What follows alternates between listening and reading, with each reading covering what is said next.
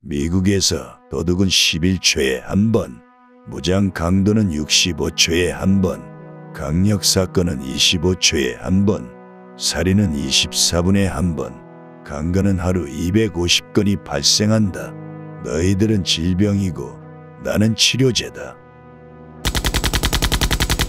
1980년대 중반 실베스터 스텔론의 인기와 입지는 하늘을 뚫을 기세였습니다. 85년 5월과 12월에 개봉한 람보2와 로키4는 각각 그의 북미 최고의 흥행작 3위와 4위를 차지할 정도였으니까요. 참고로 이해의 최고 흥행작은 백투더퓨처였습니다.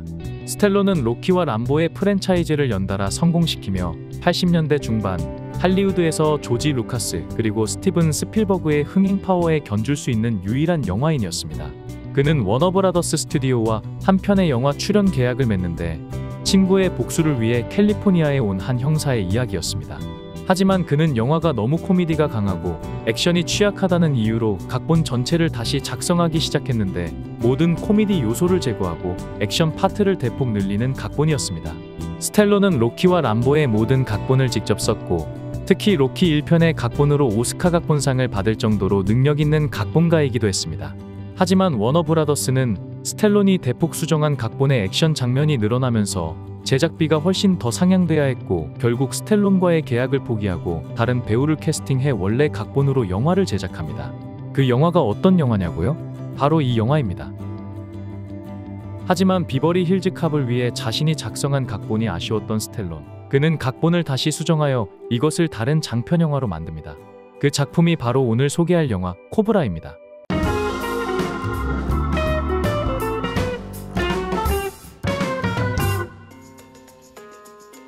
스텔론은 나중에 페어 게임이라는 이름으로 영화화되는 폴라 고슬링의 원작을 기반으로 영화를 재구성하고 람보2를 연출했던 조지 피 코스마토스를 연출자로 불러옵니다.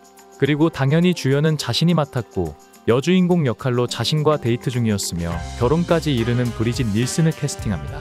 영화는 완전히 스텔론의 통제하에 제작되었습니다. 스텔론의 코브라에 대한 야심은 대단했습니다. 그는 영화를 새로운 더티 해리 프랜차이즈로 만들 작정이었습니다. 더티 해리는 법의 집행 절차와 인권보다는 공공의 안전 중심의 폭력적인 파시스트라는 비난에도 불구하고 오랜 시간 영화 팬들의 사랑을 받아왔던 공권력의 집행자였습니다. 코브라를 새로운 더티 해리로 만들고자 했던 스텔론의 욕망은 캐스팅에서 드러납니다. 더티 해리 1편에서 주인공 해리의 동료 형사였던 레니 산토니를 이름마저 같은 동료 형사 곤살레스 역할로 캐스팅했습니다. 또한 더티 해리에서 악명 높은 스콜피온 킬러 역할을 생생하게 연기하면서 실제 현실에서 살해 위협까지 받았던 앤드류 로빈슨을 역시 동료 형사 몬테 역할로 캐스팅했습니다. 그리고 원래 계획에 의하면 몬테는 영화 속 빌런 집단인 뉴월드를 지배하는 숨은 지도자였습니다. 영화의 내용은 간단합니다.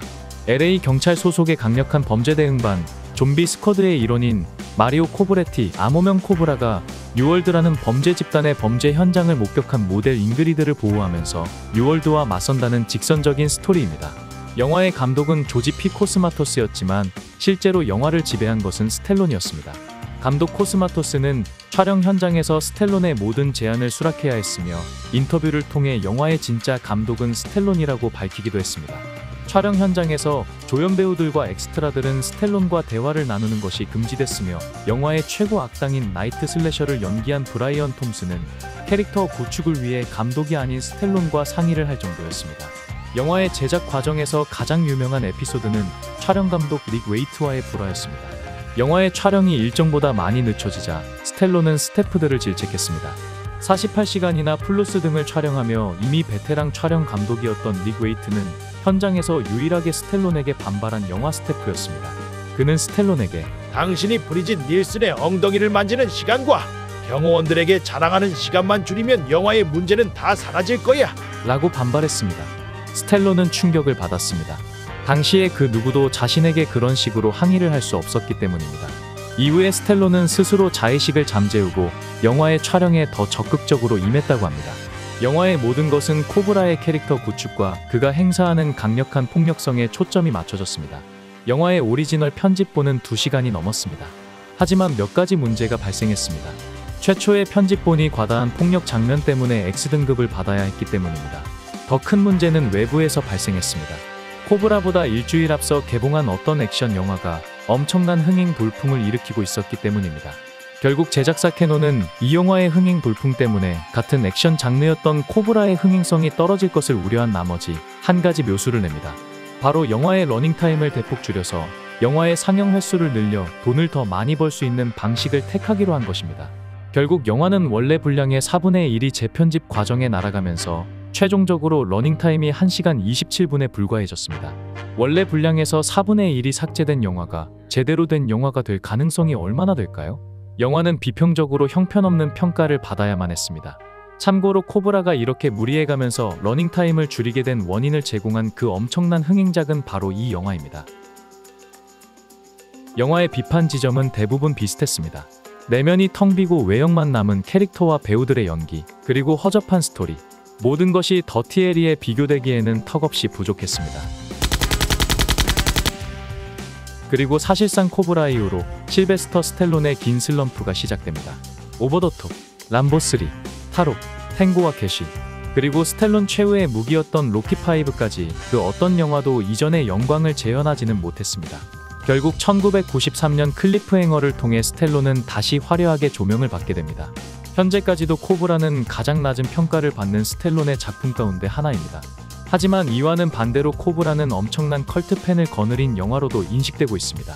코브라의 팬들은 이 영화의 완전판이 복원되길 간절히 바라고 있는데, 한때 편집 과정에서 잘려 나간 30분가량의 푸티지들이 열악한 화질로 팬들 사이에 유통되기도 했습니다.